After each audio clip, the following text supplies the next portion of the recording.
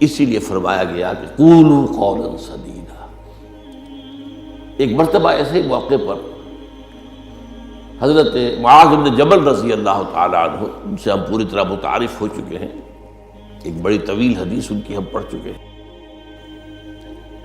ان کے سامنے یہی بات آئی تو انہوں نے حیرت سے کہا کہ حضور، کیا جو کچھ ہم باتیں کرتے رہتے اس پر بھی ہمارا مواخذہ ہوگا؟ فرمایا شغلت کا امک ہے معاذ، یہ بڑے پیار بھرے انداز کی بات ہوتی ہے، اے معاذ تمہیں تمہاری ماں روئے، یہ وہاں کا محاورہ تھا جو بہت ہی اپنائیت والی بات ہوگی، اس میں ملامت کا ایک انداز۔ میں تو سمجھتا تھا کہ تم بہت دین کا فہم رکھنے والے ہو۔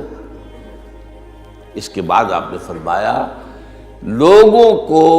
جہنم میں منہ کے بل گرانے والی چیز سب سے زیادہ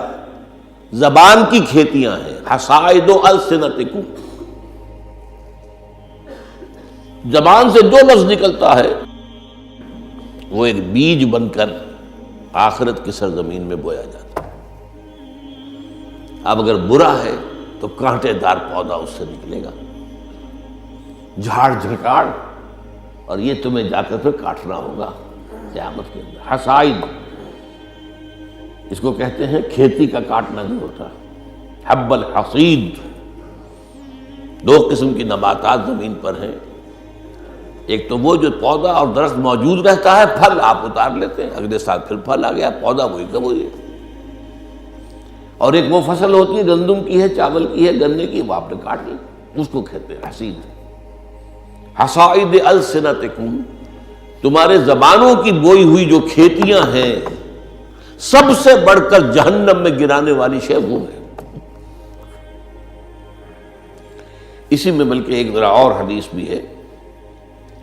ذرا اس میں حیا کا پہلو مانے ہوتا ہے بیان کرنے میں، لیکن حدیث نبوی ہے، حکمت کا بہت بڑا خزانہ ہے۔ آپ نے فرمایا مسلمانوں مجھے تم دو باتوں کی ضمانت دے دو کہ تمہارے دو عضو جو بہت ہی چھوٹے چھوٹے سے ان کا غلط استعمال نہیں ہوگا، جنت کی ضمانت میں دیتا ہوں۔ اب دیکھیے کوئی 2 من وزن ہے، 1.5 من ہے، 2 من سے بھی زائد ہے، اب اس میں 2 عضو ہیں، ایک زبان اور ایک شرمگاہ، ان 2 کی ضمانت مجھے دے دو کہ ان کا غلط استعمال نہیں ہوگا۔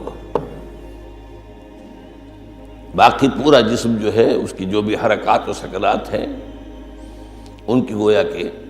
میں ضمانت دیتا ہوں کہ اول تو وہ ٹھیک ہی ہو جائیں گے، غلط کام کریں گے نہیں، جیسے کہ ابھی آیت میں ہم نے دیکھا یا ایھا الذین آمنوا اتقوا اللہ وقولوا قولا سدیدا یصلح لکم اعمالکم،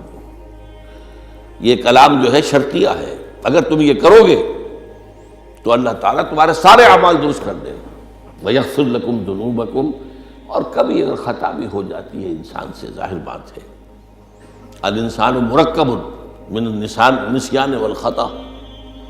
تو اللہ معاف کر دے گا۔ یہ فلسفہ ہے دین کا، آپ کا رخ جو ہے سیدھا ہے، آپ صراط مستقیم پر چل رہے ہیں،